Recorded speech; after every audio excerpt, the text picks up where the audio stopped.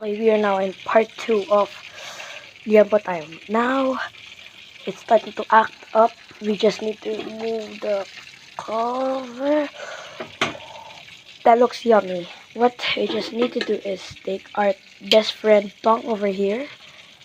It's still raw, damn it.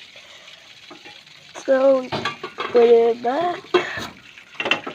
Yes, and back the fire again. Because a while ago, the whole thing was exploding to pieces. So I had to close the fire because it exploded and some of the oil splashed on me. It hurts, but yeah, pain. So just wait a few minutes.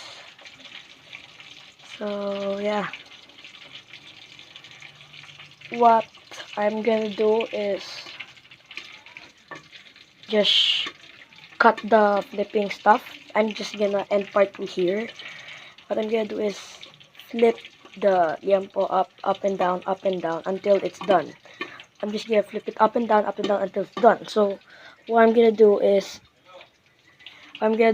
that I'm just gonna see you in part 3 where I'm just gonna finish the end result. I'm just gonna show it at part 3 the end result. Bye bye.